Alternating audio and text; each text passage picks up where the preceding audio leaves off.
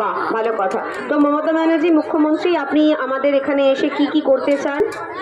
আমি এখানে এসে দেখছি যে এখানে গোয়াগুলো হচ্ছে, আর আমি এখানে দেখতে এসেছি যে সব স্কুল কিরকম এগিয়েছে আর বাচ্চারা কিরকম নাম্বার পাচ্ছে, সেইগুলো আমি এখানে দেখতে এসেছি।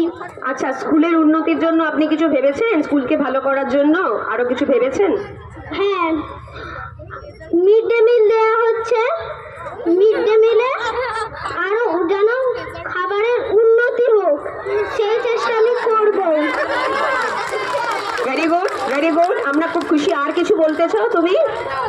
হ্যাঁ, যেই সব মেয়েরা আর্থিক অবস্থা খারাপ, টাকা পয়সা নেই, তাদের জন্য স্কলারশিপ, যোগ্যশিপ, কন্যাশিপ আর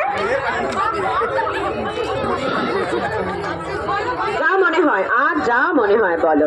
আর আপনারা যদি আমার পাশে থাকে তাহলে আমি এই কলকাতাটাকে ধীরে ধীরে লন্ডন বানাতে পারবো।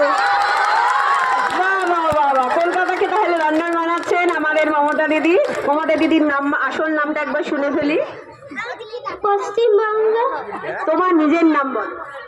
আমার নিজের নাম পাখি দাস। তাহলে পাখি দাস ভবিষ্যতের মুখ্যমন্ত্রী হতে চলেছেন, তার জন্য আমরা একটা হাততালি দিই পাখি দাসকে। এরপরের জন, তোমার নাম কি?